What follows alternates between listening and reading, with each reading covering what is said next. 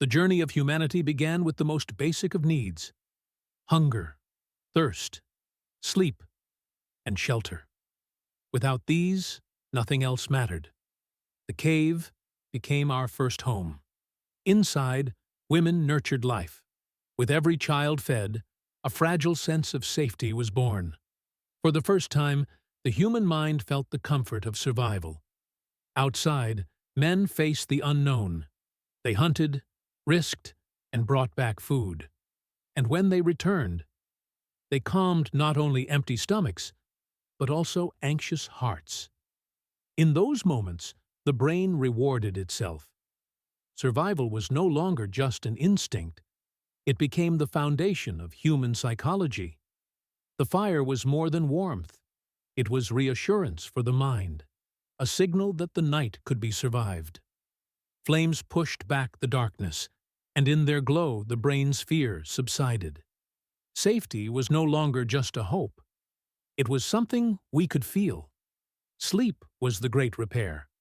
In its cycles, the body healed torn fibers, but the mind, too, found order in the chaos of fear. Without sleep, hunger grew teeth and fear grew echoes. With sleep, morning became possible. And though thousands of years have passed, these ancient needs still shape us today. The stress we feel when hungry, the comfort of warmth on a cold night, the deep release of sleep after exhaustion, all are echoes of the cave. The fire, the cave, the bond between man and woman. Together they shaped the first step of Maslow's hierarchy, the physiological needs. And when humanity stepped out of the cave, it carried with it more than tools and fire. It carried the promise of everything yet to come. In the beginning, there was no rivalry between man and woman. They did not compete. They completed each other. Inside the cave, woman guarded the fire, nurtured the child, and gave form to life. Outside, man walked into the unknown. He hunted, he gathered, he returned with what the earth allowed. But what he brought back was only the beginning. Meat became a meal, stone became a tool, survival became culture. What the man provided, the woman transformed. He gave raw material, she gave it meaning. And in this rhythm, harmony was born. Not a struggle for power, but a dance of roles. Man extended his strength outward. Woman expanded it inward. He carried risk. She carried continuity. Man absorbed the fear of the outside, while woman cultivated the calm within. Balance was not accidental. It was survival. Love, too, was a transformation. Protection became affection. Food became nourishment. Union became belonging. Every act of giving from one was multiplied by the other. This was not rivalry. It was resonance. From the start, humanity survived not by division, but by balance. Man and woman were not two sides in conflict, but two halves of one whole. And only together did they endure the night. Since the dawn of humanity, man has lived closer to risk than to safety. His biology pulled him outward. Testosterone sharpened his drive. Adrenaline prepared his body for sudden danger. The male brain became tuned not to the soft cry of an infant, but to the faint crack of a branch in the dark. Because out there, a small sound could mean death. Man's role was not chosen. It was shaped. To step first into the unknown. To measure risk not for himself alone, but for those waiting in the cave. His strength was not only muscle, it was the willingness to stand between danger and his family. And in that moment of choice, the male mind found meaning. To face the predator, to confront the storm, to carry the possibility of death so that others could carry the possibility of life. This is why man's sleep has always been light. Not stirred by a child's cry, that was answered by the mother, but awakened by a rustle in the grass, or the shift of wind, or the echo of footsteps too close in the night. The brain, wired by survival, chose vigilance over rest, and risk was never faced alone. Among men, a bond was formed stronger than fear, shoulder to shoulder in the hunt, in battle, in defense. The rule was simple: no man left behind. A brother's safety was his own. This bond made risk bearable and turned danger into duty. Over time, this psychology shaped culture itself. From the hunter who defended the camp, to the warrior who protected his tribe, to the soldier who swore never to abandon his comrade, man's identity was written in the language of responsibility and risk. Yet true masculinity was never only about strength.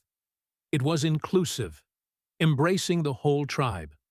It was protective, standing as a shield for the weak. It was sensitive, attuned to danger, but also to the needs of others. And it was consistent, trustworthy through storm and shadow alike.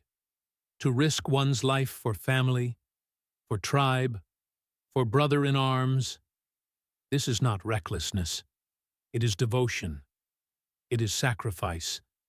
And it is the ancient echo of what it has always meant to be a man.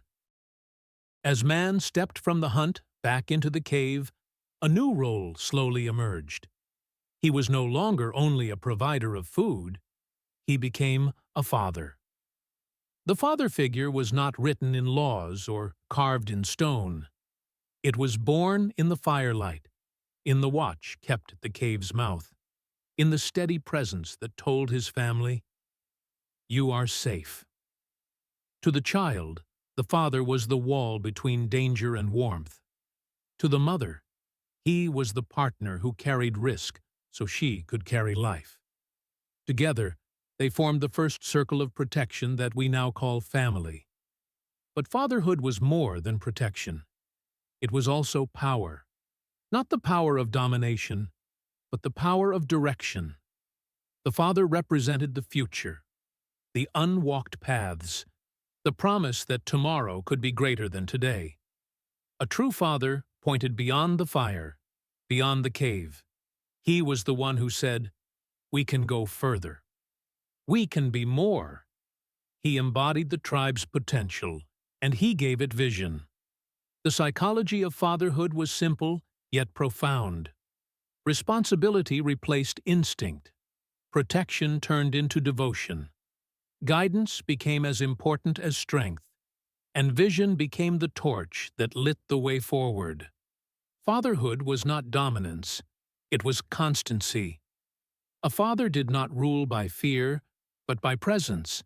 He was the voice of steadiness, the hand of reassurance, the anchor in the storm, and his role reached beyond the present.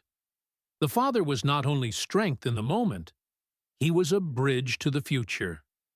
Through teaching and example, he passed down survival, meaning, and vision. His legacy was not his own life, but the lives that followed. Through countless generations, the image of the father shaped human minds, not only as the man who hunted or defended, but as the man who stayed, who returned, who could be relied upon, who pointed toward the horizon, and who carried the future in his hands. The father figure is one of humanity's oldest archetypes: protector, provider, guide, vision bearer, and keeper of legacy. A role not of power alone, but of responsibility and purpose. And it remains, even today, one of the deepest roots of what it means to be a man. From the beginning, woman drew man's attention. Her body spoke the language of survival. Wide hips and strong curves promised fertility. Full breasts promised nourishment. To the male mind, these were not fashion. They were instinct, signals that life could continue. Man was the hunter, the wanderer. His eyes could seek her across distance. His attention could cross valleys and forests. And yet, his pull toward her was not only desire, it was also destiny. For without her, there was no future. But among men, There was law, unspoken, but iron. To set eyes upon another man's woman was a crime against the brotherhood. At best, it meant exile. At worst, death. The bond of men demanded respect, and in this, there was no compromise. Still, man was a polygamous being. His instincts drew him toward many, but here another filter appeared: discipline. The greater his self-mastery, the harder he was to sway. For true strength was not in chasing every desire, but in choosing which desires to resist. And so, a paradox lived in him. The primal pull toward women was powerful, but the respect for brotherhood was stronger. The highest men, the alphas, not only drew many women's attention, but held their status by restraint, by proving they were not easily moved. Desire was fire. Brotherhood was the boundary. Together, they forged the man's path, torn between instinct and order, but defined by the balance he could hold. As families gathered into groups, something new began to take shape. The lone hunter became part of the tribe. And in the tribe, man's role expanded beyond fatherhood. He became a builder of order. Competition among men created hierarchy. But rivalry was not only conflict, it was structure. The strongest led the hunt, the wisest settled disputes, the bravest defended the group. From this, society was born. Yet within the tribe, there was also an unspoken law among men. A glance could be enough, a nod, a silent understanding. This was the language of brotherhood, a bond where words were few, but trust was absolute. Sometimes, this law was harsh. To prepare the young for life, men passed down lessons with firmness, even with pain. The master-apprentice bond was not gentle, it was shaping. Like steel, man was forged under blows. Each strike, each hardship, did not break him, but refined him. Through trial, he became sharper, steadier, more precise. Man's courage became law. His responsibility became tradition.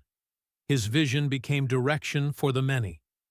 The tribe looked to him not only for strength, but for stability. True leadership was measured not by domination, but by service. A man's worth lay in how well he protected, guided, and included others. In this way, courage was woven into law, strength into order, and hardship into wisdom. And so, in society, man became more than an individual. He became a symbol: protector, judge, leader, brother, apprentice, and master. A living pillar, tempered by struggle, refined like a blade, and always pointing toward tomorrow. As tribes grew and stories were told, the image of man began to rise beyond flesh and bone. He became more than hunter, more than father, more than leader. He became an archetype. In myth, man stood as the warrior, shield in hand, protector of the weak, unbroken in the face of fear. He stood as the king, guardian of order, bearer of responsibility, pointing the way toward justice. He stood as the wise elder, the memory of the tribe, the voice of counsel, the guide through darkness. These archetypes were not fantasy. They were mirrors of reality, magnified, eternalized, passed from one generation to the next. Around the fire, in carvings on stone, in the chants of ritual, men were remembered not only for what they did, but for what they represented. Every myth carried a lesson. The warrior taught courage, the king taught vision and responsibility, the wise elder taught patience and understanding. Together, they gave the tribe more than survival. They gave it meaning. And through these stories, man's role became sacred. Not simply a body to work or fight, but a symbol to aspire to. The archetype told every boy, you too can become more. Across cultures and centuries, these figures repeated: Gilgamesh, Achilles, Odysseus, Arthur, Countless names, different tongues, the same echoes. They were men, but more than men. They were the story of manhood itself. Myth was not escape. It was instruction. It was the ancient way of saying, strength must serve, courage must protect, wisdom must guide. And even today, these archetypes live in us, in every father, every leader, every protector, every teacher. The myth survives, reminding us that man is not only what he is, but also what he is called to become. For man, survival was never enough. He did not live only to eat, to sleep, to fight. He searched for something greater, honor. Honor was not just pride.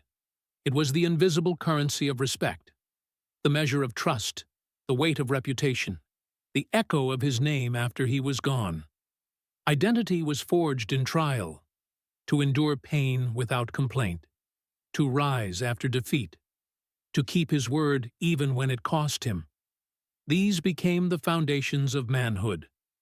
In the tribe, a man was not remembered only for his strength, but for his integrity, his ability to stand firm, to protect what was right, to place duty above desire. Across cultures, honor took many names: courage, loyalty, justice, sacrifice. But its essence was the same: to give meaning to life by giving oneself to something larger. And identity was not found in isolation. It was discovered in challenge, in brotherhood, in the reflection of others. A man's sense of self was proven not by what he claimed, but by what he endured. This quest for honor shaped heroes and leaders. It carved stories into myth and history alike. It taught men that life's value was not in how long it lasted, but in what it stood for. To be a man was to ask, who am I? What do I serve?